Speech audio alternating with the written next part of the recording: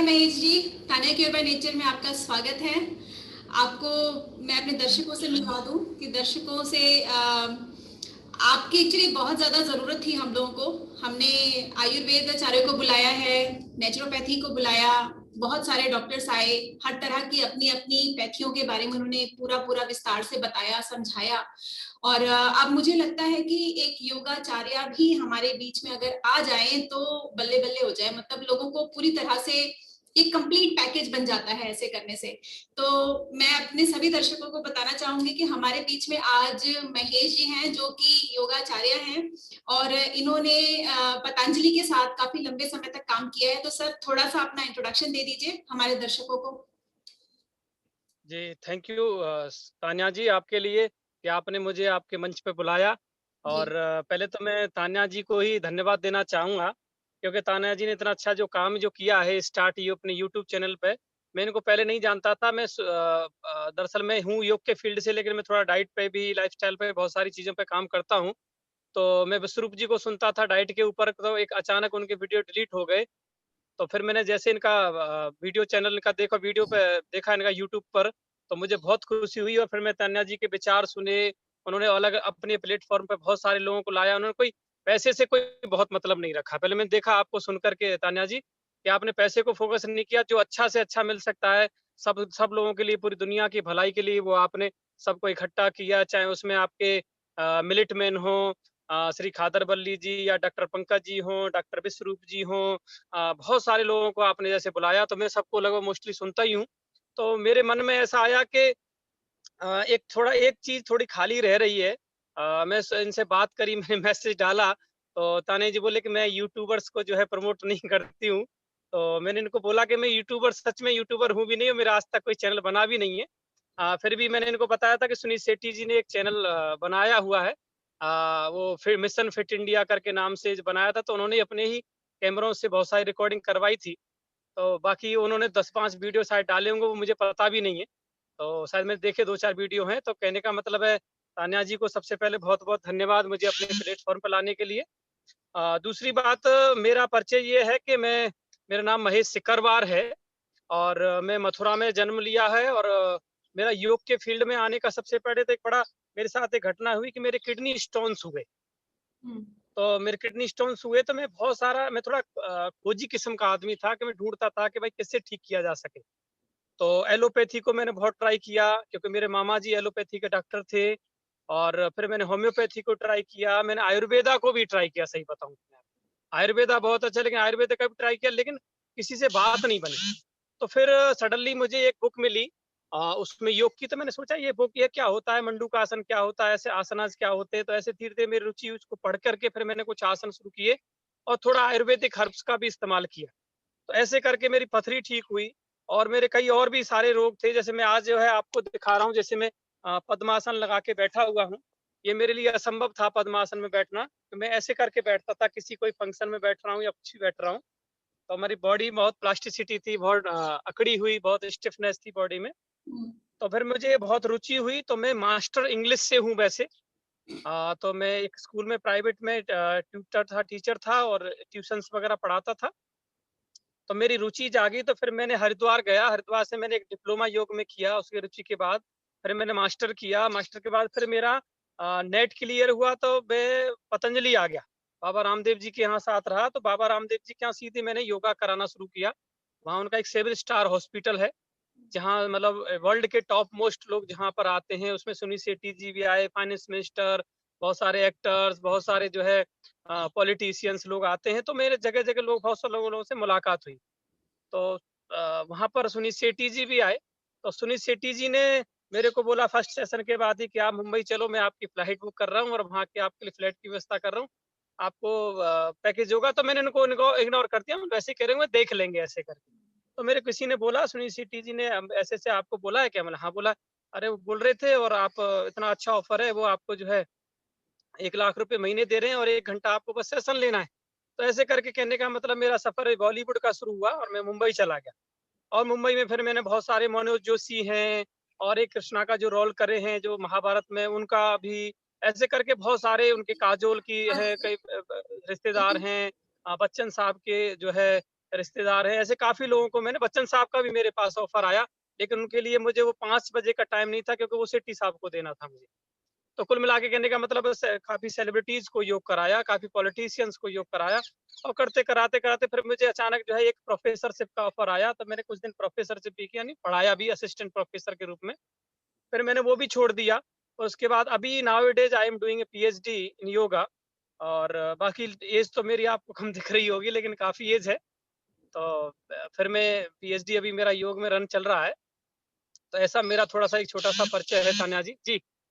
जी, मैं दर्शकों को बताना चाहूँगी कि जिनको हम देख कर के मेरे हिसाब से आपकी उम्र 31 से लेके 35 से ज़्यादा नहीं लग रही है। लेकिन आप 40 क्रॉस कर चुके हैं, 41 के हैं। तो ये एक बहुत बड़ा कॉम्प्लीमेंट है और योगा किस तरह से किसी इंसान के रंग रूप को बदल देता है, वो सबूत आप साक्षात सबूत है उसके कि एक एज को रिवर्स करने में योगा का बहुत बड़ा हाथ होता है। इसकी एक बहुत बड़ी एग्जाम्पल शिल्पा शेट्टी भी हैं।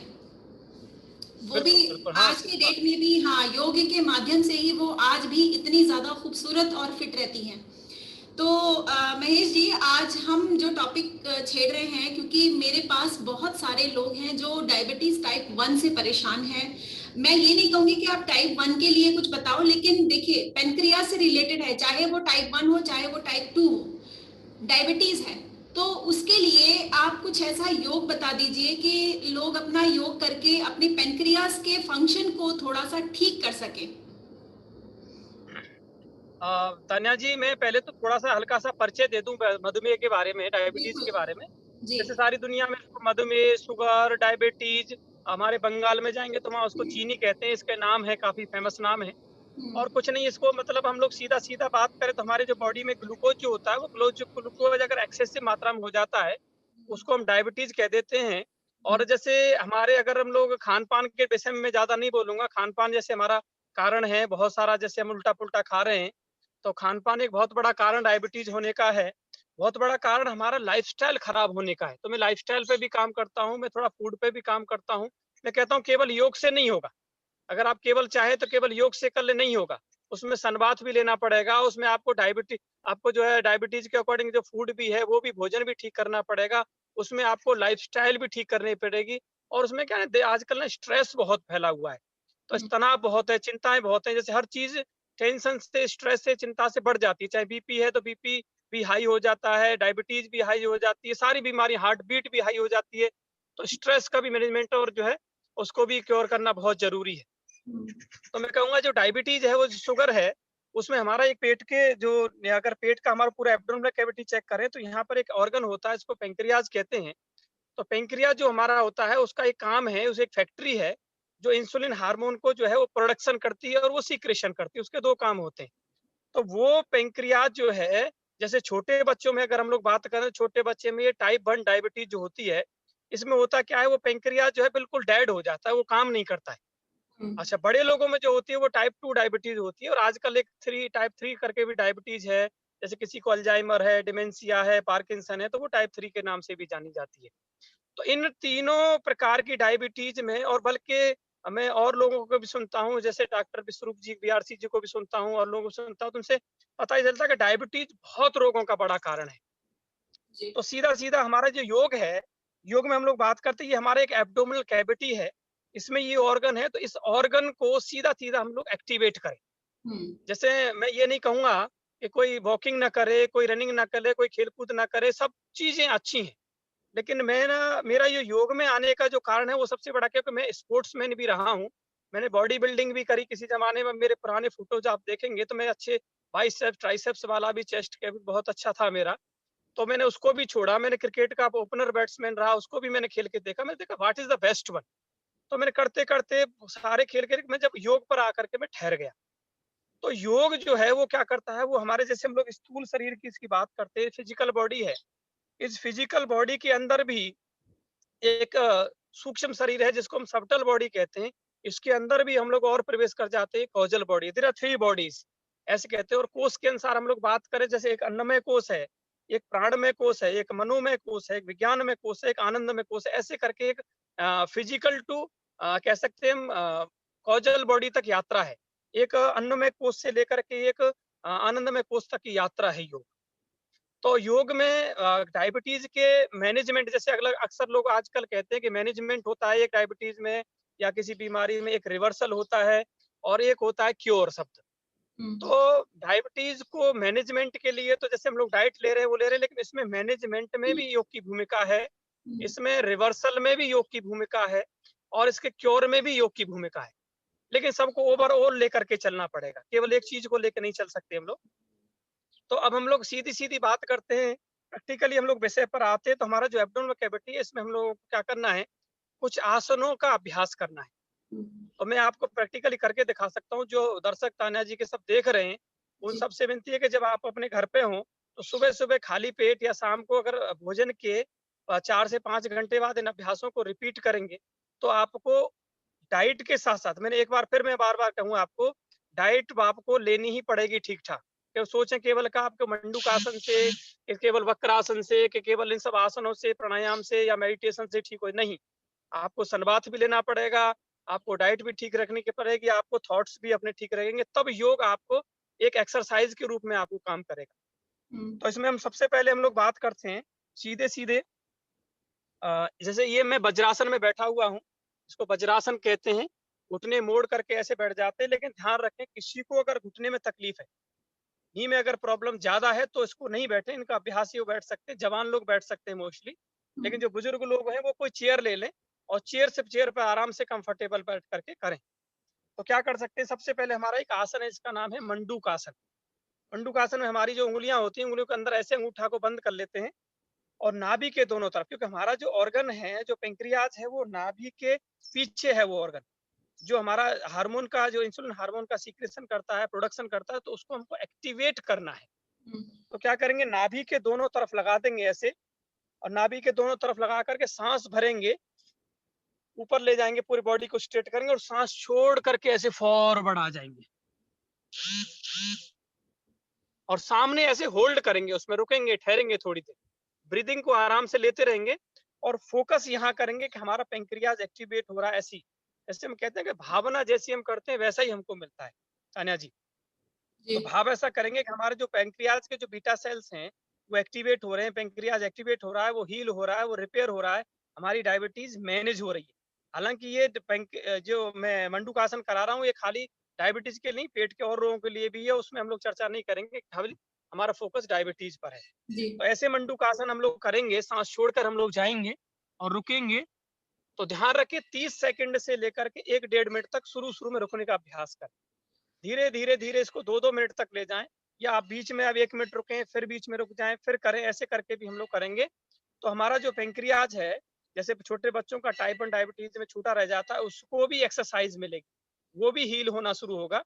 मैं ये नहीं कह सकता 100% है, लेकिन फिर भी मेरा मानना है, रिसर्च मैंने नहीं की है, रिसर्च इस पे आज तक हुई नहीं है, लेकिन फिर भी मेरा ये मानना है कि इसको बहुत फ़ायदा होने वाला है और हुआ है लोगों को और होता है। एक प्रकार का मंडूकासन हो गया। दूसरा प्रकार का जो मंडूकासन है, वो हमारा ऐसी हथेली बनाएँगे, बिल्कुल नाभि क्षेत्र में, बिल्कुल नेवल रीजन के ऊपर रखेंगे, उस पर दूसरा हाथ रखेंगे और हल्का सा ऐसे पेट को प्रेस करेंगे और साँस छोड़ कर के फिर फॉरवर्ड चले जाएँगे और वही साँसें नॉर्मल लेंगे, छोड़ेंगे, लेंगे, छोड़ेंगे और भावना वही करनी है कि हमारा डायबिटीज़, हमारा पैंक्रियाज़ एक्टिवेट हो रहा है, ठीक हो रहा है, ठीक हो रहा है, ऐसी भावना करके फिर ऐसे ही काफ़ी 1 मिनट, 2 मिनट जितना रुक सके रुकेंगे। ये मंडूकासन टाइप 2 हो गया। टाइप 3 मंडूकासन में क्या करेंगे, ये टाइप 3 किसी योग शास्त्र में नहीं लिखा हुआ है, ये हमने रिसर्च करी है इस पे भी, मैं क्योंकि मैं इस फील्ड में बहुत सारे कई 10-11 साल से इस फील्ड में काम कर रहा हूँ, तो इसमें रिसर्च की है, तो इससे बड़ा फ़ायदा होता है। तो ऐसे मुट्ठी बनाएँगे, फिस्ट बनाएँगे और बिल्कुल जस्ट नाभि पर ऐसे रखेंगे और दोनों पूरा हथेली दूसरे हाथ की हथेली बनेगी और फिर अच्छे से ऐसे दबा करके फिर साँस छोड़ करके आराम से जाएँगे।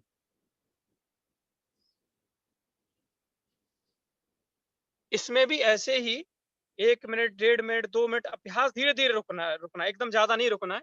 इसमें भी रुकेंगे तो ये 3 जो है मंडूकासन के टाइप 1, टाइप 2, टाइप 3 करेंगे। मंडूकासन करने पर से ध्यान रखेंगे, खाली पेट होना चाहिए, प्रेगनेंसी का टाइम नहीं होना चाहिए, पीरियड्स का समय नहीं होना चाहिए, कोई पेट में अल्सर, घाव या सूजन वगैरह इस तरह से नहीं होना चाहिए। पेट को बहुत ज़्यादा पानी से भी नहीं भरना है, बहुत ज़्यादा भोजन से, इसलिए मैं बोलता हूँ भोजन से 3 से 4 घंटे बाद इस अभ्यास को कम से कम करना चाहिए। इसलिए सुबह का समय सबसे बढ़िया अभ्यास होता है। तो ये हमारा मंडूकासन 3 टाइप से हो गया। दूसरा मैं कहता हूँ कि रैबिट पोज, खरगोश आसन, जिसको शशक आसन भी कहते हैं। इसको ये 3 तरह से हम लोग करते हैं। तो मैं सरल तरीके से बता देता हूँ। इसको भी हम लोग कुर्सी पर बैठ के आसानी से कर सकते हैं। उसमें मंडूकासन में जैसे मैं वज्रासन में ही बैठा हूँ, जिनको दिक्कत है वो कुर्सी पे बैठ के करें। सांस भर के दोनों हाथों को पूरा सांस भर के पीछे ले जाएं, ऐसे खींचे और सांस छोड़ करके फिर फॉरवर्ड आ जाएं। ऐसे पूरा सांस छोड़ करके आए और रुकें, आराम से होल्ड करें उसको आसन में, और धीरे धीरे फिर सांस भर करके आराम से वापस आ जाएं। ये शासक आसन है, यानी ये भी हमारे पेट के ही जो ऑर्गन्स को, हमारे जो पैंक्रियाज को, उसको मूवमेंट दे रहा है, उसको एक्सरसाइज दे रहा है, उसको एक्सरसाइज कर रहा है। तो ये 2 आसन हो गए। मंडूकासन के 3 पार्ट हो गए, शशकासन का 1 पार्ट हो गया। शशकासन का 1 पार्ट और है, हम लोग पैरों को थोड़ा सा ऐसे ओपन कर लेते हैं, पैरों को ऐसे खोल लेते हैं थोड़ा, और आपको दिखे अच्छे से मैं इस तरह से कर देता हूँ। ऐसे हमने दोनों भाग कर लिए, दूर कर लिया, और सांस भर के फिर पूरा स्ट्रेच करेंगे। हाथों की उंगलियां देखो मेरी पूरी खुली है, शोल्डर को पूरा स्ट्रेच किया हुआ है। इनहेल किया और एक्सहेल करके फिर धीरे धीरे पैर फॉरवर्ड ऐसे ऐसे करके आएंगे, और यहाँ फिर होल्ड करेंगे, रुकेंगे।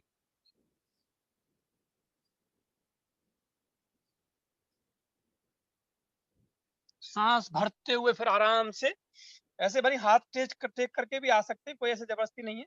आराम से फिर वापस आ जाएंगे। ये हमारा रैबिट पोज हो गया। अब हमारे 2 आसन हो गए, मंडूकासन, रैबिट पोज, पार्ट 1 पार्ट 2 ऐसे करके। अब दोनों पैरों को हम सीधा कर लेंगे। तो मैं ऐसे सब लोगों को कहता हूँ कि भाई जब आसन करें तो भाई कौन कौन से आसन हमको डायबिटीज में करने चाहिए। तो मैं सीधी सीधी बात करता हूँ, जितने फॉरवर्ड बेंडिंग हम लोग कर सकते हैं और जितने हम लोग ट्विस्टिंग वाले आसन कर सकते हैं, वो सारे आसन डायबिटीज में फायदा करेंगे। तो फॉरवर्ड बेंडिंग में अब हम लोग करने जा रहे हैं पश्चिमोत्तानासन। दोनों पैरों को मैंने ऐसे सीधे कर लिया है, आपको शायद क्लियर दिख रहा होगा। हाँ, दिख रहा है। सीधा क्लियर कर लिया है। अगर किसी को ज्यादा झुकने में दिक्कत, हल्का सा नी बेंड कर सकते हैं, और सांस भर के पूरा फिर ऊपर जाते हैं ऐसे खींच के, और सांस छोड़ करके फिर धीरे धीरे धीरे धीरे, मैं जैसे यहाँ पकड़ पा रहा हूँ, कोई यहाँ पकड़े, कोई इतना पकड़े, कोई इशू नहीं है, जितना जा सके। और सांस छोड़ के गर्दन सामने रहे, ऐसे पेट को यहाँ दबाव आ रहा है, और ऐसे होल्ड करेंगे। मैं थोड़ा ज्यादा जा सकता हूँ, आप कम जाएं, कोई दिक्कत नहीं। पेट को प्रेशर आएगा। इसमें भी 1 मिनट, 2 मिनट, 1.5 मिनट, जितनी देर आप रुके, 30 सेकंड से लेकर के 1.5-2 मिनट तक आराम से होल्ड करेंगे। पश्चिमोत्तान आसन है, सांस भर के आराम से वापस आ जाएंगे। ये पश्चिमोत्तान आसन हो गया। किसी किसी को क्या होता है, कमर में दर्द होता है, जैसे किसी को लंबर स्पॉन्डिलाइटिस है, स्लिप डिस्क है, साइटिका है, तो वो ध्यान रखें, इसको अवॉइड करेंगे, ये ध्यान रखेंगे। दूसरा अभ्यास हम लोग, नेक्स्ट जो प्रैक्टिस हम लोग करने जा रहे हैं वो है वक्रासन। जैसे कि मैंने बताया, जितने फॉरवर्ड बेंडिंग करेंगे वो सारे आसन, जितने हम ट्विस्टिंग करेंगे वो सारे आसन हमारे पेंक्रियाज को एक्टिवेट करने वाले। ट्विस्टिंग वाले आसन तो हमारे कमर दर्द पे, लेकिन कमर दर्द पर कभी टॉपिक चलेगा तो हम उस विषय पर चर्चा करेंगे। तो हम करने जा रहे हैं नेक्स्ट जो अभ्यास है वो वक्रासन है। वक्र माने बोलते हैं मतलब ऐसे मोड़ा हुआ, जैसे कपड़ा निचोड़ देते हैं हम लोग, ऐसे ही हम अपने पेंक्रियाज को निचोड़ने वाले हैं। तो एक पैर को ऐसे मोड़ेंगे और इस तरह से साइड में रख लेंगे। दूसरा हाथ, जो जिस पैर को हमने सीधा कर रखा है, उसी हाथ को मैं ऐसे पीछे पकड़ लेंगे। ये हाथ लेफ्ट वाला हमने सांस भर के पूरा स्ट्रेच किया, खींचा है, और सांस छोड़ करके पूरा ट्विस्ट कर देंगे, निचोड़ देंगे।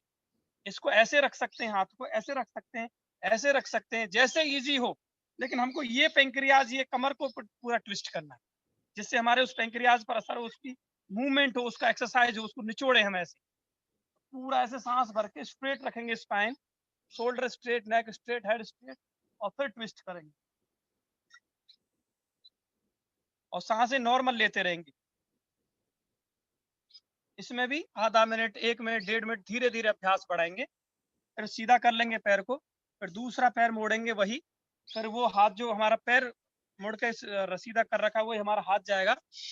सांस भर के फिर स्ट्रेच करेंगे, पूरा खींचेंगे, फिर सांस छोड़ करके फिर निचोड़ देंगे स्पाइन,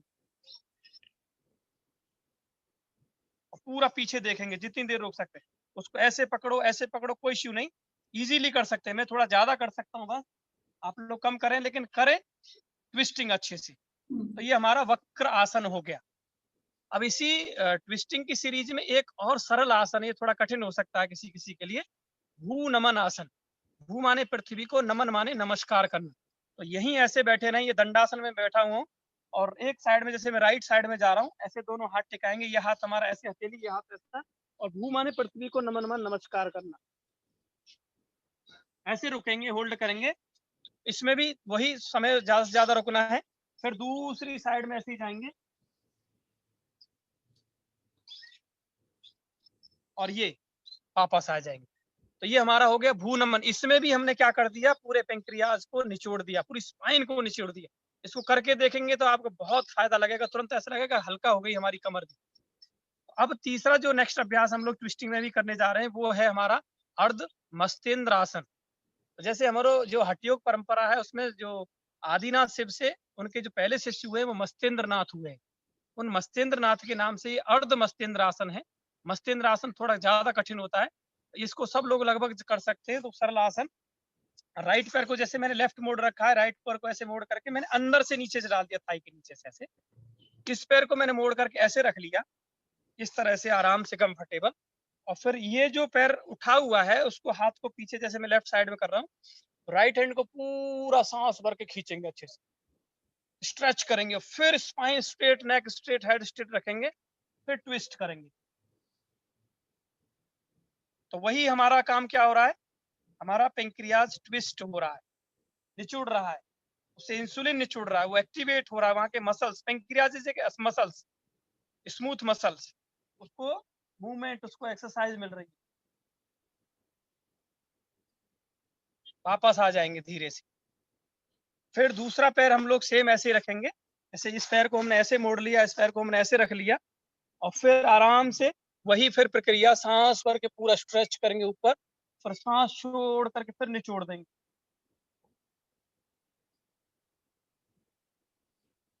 और फिर ऐसे वापस आ जाएंगे। तो मैंने तान्या जी बताया आपको, ये हमारे आसनों की सीरीज है। आसनों में और भी बहुत सारे सैकड़ों आसन किए जा सकते हैं, लेकिन मैं एक ही बात बोलता हूँ कि जितने फॉरवर्ड जाने वाले, फॉरवर्ड बेंडिंग में याद रखें, कमर में आपको दिक्कत है तो फॉरवर्ड जाएं, अंडर गाइडेंस करें, किसी एक्सपर्ट के अंडर गाइडेंस करें, गलती ना करें। ये तो इधर इसको ठीक करेंगे, इधर कमर गड़बड़ हो जाएगी। तो ये कर सकते हैं, और जितने निचोड़ने वाले ट्विस्टिंग वाले आसन है वो ज्यादा से ज्यादा कर सकते हैं। और अब आसनों के बाद हम लोग प्राणायाम में अगर हम चर्चा करें, तो प्राणायाम में हमारा अग्निसार एक प्राणायाम है, अग्निसार। तो सुखासन में बैठ जाएं, कुर्सी पर बैठ जाएं, जैसे चाहे बैठ जाएं, उसमें क्या कर सकते हो, अग्नि और शार ऐसे बोलते हैं। हमारे जैसे आयुर्वेद में 13 अग्नियों का वर्णन है। जठर अग्नि है जैसे हमारी मेन है। जठर अग्नि का मतलब यानी हमारी जो पाचन क्रिया है, डाइजेशन सिस्टम, उसको क्या करता है, प्रदीप्त करता है। प्रदीप्त का मतलब उसको बढ़ाता है ये आसन। अग्नि शार, शार माने बढ़ाना, टू इंक्रीज। तो जो हमारी भूख इससे अच्छी बढ़ जाती है, डाइजेशन अच्छा हो जाता है।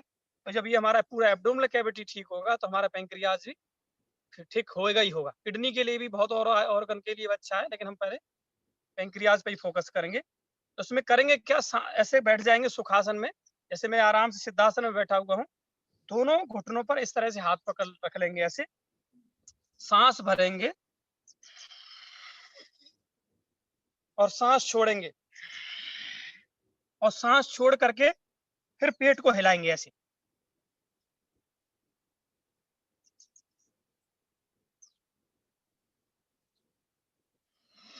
जब पेट हिला रहे हैं, सांस को हमने रोक रखा है एक्सेल करके बाहर, और फिर पेट को हिला रहे हैं पूरा, तो पेट का पूरा ये मूवमेंट हो रहा है। तो ऐसे हिलाएंगे तो उससे भी हमारे जो पेंक्रियाज को उस पर असर होगा। तो ये हमारा हो गया एक अग्नि सार क्रिया। इसको प्राणायाम में भी ऐड करते थे, बाबा रामदेव जी प्राणायाम में बोलते हैं, लेकिन ये अग्नि क्रिया ही है। तो ये हमारा एक तरह से कुल मिला के हमको तो ठीक होना है, कोई भी चीज हो कहने का मतलब ये है। तो अभी अग्निसार हो गया। अब एक जो आसन है वो, इसको प्राणायाम है, इसको बाह्य प्राणायाम बोलते हैं। बाह्य, बाह्य मतलब प्राणायाम समझ लें आप, इसमें बंधों का वर्णन आता है। बंध, जैसे हम लोग अगर यूरिन एनस पार्ट को स्क्वीज करते हैं ऊपर, इसको मूल बंध कहते हैं।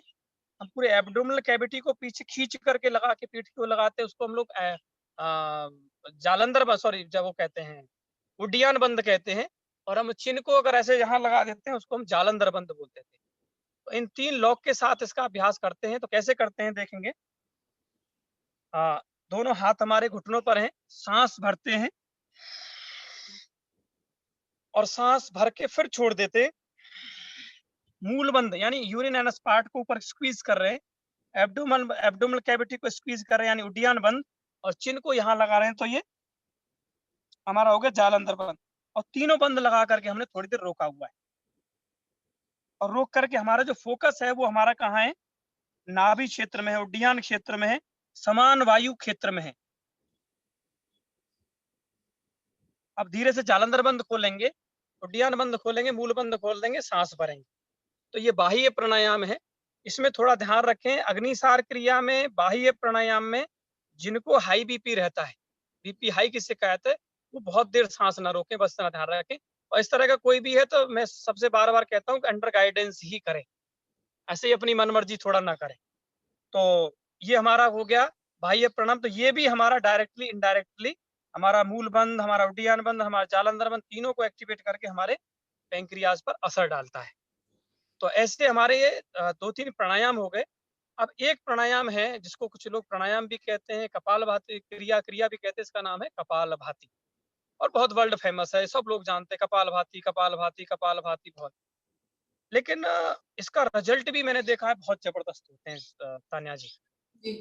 तो कपालभाति प्राणायाम को करने के लिए ध्यान रखें, जस्ट जो सावधानियां हमने फॉरवर्ड बेंडिंग के लिए बताई थी, मंडूकासन है, उसमें बहुत जरूरी है सावधानियां। खाली पेट ही होना चाहिए, पानी से भी ज्यादा नहीं भरें, ध्यान रखें। पानी पिए 10-15 मिनट पहले थोड़ा लिक्विड ले सकते हैं, इतना ही। आप पीरियड पे के समय पे नहीं करना है। आपको पेट में जैसे समझ लो कोई अल्सर है, घाव है, जैसे किसी को घाव हो गया, उसको बार-बार टक्कर मारेंगे तो क्या होगा, घाव वो छिड़ेगा, और घाव छिड़ेगा तो वो घाव ठीक नहीं होगा। इसको उसको भी नहीं करना है, इसको भी अंडर गाइडेंस करना चाहिए। तो कपालभाति में सीधी-सीधी प्रक्रिया होती है। अगर कोई पहली बार कर रहा है तो एक हाथ ऐसे पेट पर रखे, एक हाथ हमारे दोनों नासा छिद्रकों के सामने रखे, तो पेट अंदर, सांस बाहर।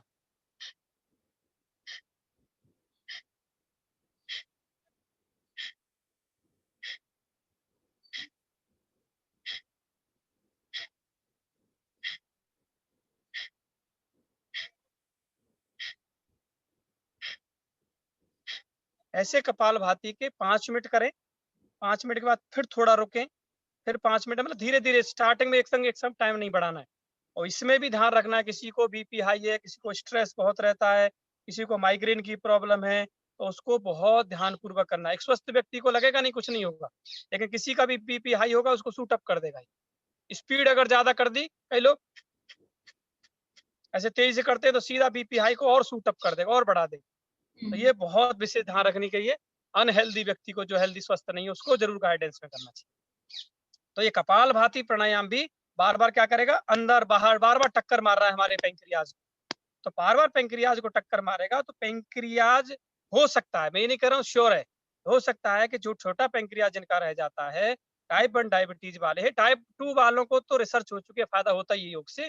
टाइप 1 वाले डायबिटीज जो भी, वो भी कुछ लोग रह जाते हैं, बहुत थोड़े ऐसे लोग होते हैं, उनको भी हो सकता है पैंक्रियाज का साइज भी बढ़ने लग जाए, उनको इंसुलिन पर्याप्त मात्रा में सीक्रेशन हो जाए। तो ये हमारे जो है कपालभाति का अभ्यास कर सकते हैं। अंत में कहता हूँ कि सारे जो है सूक्ष्म व्यायाम, सूर्य नमस्कार, प्राणायाम, आसनाज, बहुत कुछ करने के बाद अंत में शवासन जरूर करना चाहिए। जैसे मैंने सूर्य नमस्कार किसी को नहीं बताया अभी, मैंने फोकस मैंने अपने केवल पेंक्रियाज पर ही किया है। तो उसमें वो भी बहुत सारा पैकेज है, उसको भी, जैसे हम लोग आजकल 45 मिनट्स का एक ट्रेंड चल गया योग का, लोग 45 मिनट्स एक कस्टमाइज पूरा डिजाइन करा करके अपना एक प्रैक्टिस करते हैं, वो कर सकते हैं। या अपना, मतलब विचार से टीवी पे देख के थोड़ा कम करें, बचें। टीवी पर देख के बहुत उल्टा-पुल्टा लोग करते हैं, मैं भी कपालभाति टीवी पे स्टार्टिंग में बहुत गलत करता था, तो वो थोड़ा ध्यान रखें ज़रूर। तो ये सारा पैकेज करें, अंत में सब आसन या मेडिटेशन। यानी आप क्रिकेट खेलेंगे, आप जिम जाएँगे, कहीं किसी के बाद में रेस्ट नहीं है। लेकिन योग में सारे सूर्य नमस्कार, आसन, प्राणायाम सब कुछ करने के बाद शवासन है। तो शवासन को मैं थोड़ा-सा बता देता हूँ आपको लास्ट में 2-3 मिनट में। हम क्या करते थे, पूरा ऐसे ढीला छोड़ देंगे, शरीर को लेट जाएँगे, पैरों में 1 से 1.5 फीट गैप हो जाएगा। दोनों हाथों को ऐसे रख लेंगे, दोनों पैरों को रिलैक्स करेंगे, दोनों हाथों को रिलैक्स करेंगे, पूरे पेट को रिलैक्स करेंगे, चेस्ट कैविटी को रिलैक्स करेंगे, गर्दन को ढीला छोड़ देंगे, सिर को ढीला छोड़ देंगे, और सांस पर मन को टिका देंगे।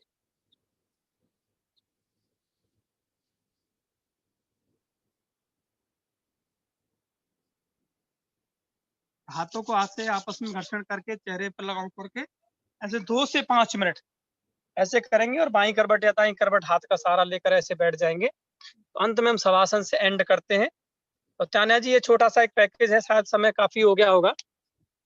तो मैंने तो बहुत कम में कोशिश की थी नहीं, करने नहीं, की, कि मैं सोचता हूँ कि कम से देखिए कम समय। हाँ, लोगों को पता होना ज़रूरी है, इसमें समय का कोई नहीं है।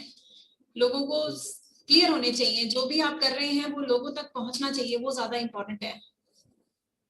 जी। तो जी, बताएँ अब? जी, तो मैं उम्मीद करती हूँ कि हमारे जितने भी दर्शक देख रहे हैं और जितने भी घर में बच्चे अगर टाइप 1 से प्रॉब्लम में हैं, बहुत ज़्यादा तकलीफ में हैं, या जो माता बहनें हैं, या घर में कोई भी, अगर किसी के भी घर में अगर कोई टाइप 1 या टाइप 2 से ग्रस्त है, तो इन आसनों को ज़रूर अपने लाइफ़स्टाइल में शामिल करें। प्लस जैसे आपने बताया महेश जी कि भाई कुछ ऐसे आसन हैं जिनको एक्सपर्ट की निगरानी में ही करना चाहिए, आप खुद उसमें ना करें, अपना खुद का रिसर्च ना डालें, क्योंकि वो एक्सपर्टीज लोग बहुत मेहनत करके सीखते हैं, वो लोग तो उनको पता है, एक्सपर्टाइज होते हैं वो, तो उन लोगों से सही दिशा में जाएं, क्योंकि आप खुद करेंगे तो कुछ गलतियां होंगी, फिर आप दोष देंगे योगा को। आप ये नहीं बोलेंगे कि जो है ये हमारी गलती है, आप बोलेंगे योगा ही खराब है, हमको कोई फायदा नहीं हो रहा, हमको नुकसान हो गया। लोग ऐसे ही बोलते, कहते हैं ना, नाचन ना आगे आंगन टेढ़ा वाला हिसाब किताब होता है। तो प्लीज जो भी कुछ करें प्रॉपर गाइडेंस में करें, और जो सही योगाचार्य की निगरानी में करें। तो मैं उम्मीद करती हूँ महेश जी की ये वीडियो जो है बहुत सारे लोगों की मदद करेगा, और हम बहुत सारे सीरीज लेकर के आएंगे, और मैं उम्मीद करती हूँ, और मैं रिक्वेस्ट करती हूँ अपने सारे सब्सक्राइबर से कि भाई बताइए कि आप लोगों को और किन किन बीमारियों पे योगा चाहिए, ताकि मैं महेश जी को बार बार लेकर आ सकूं। तो सर बहुत बहुत शुक्रिया आपका आने के लिए, आपका समय देने के लिए, धन्यवाद। यस।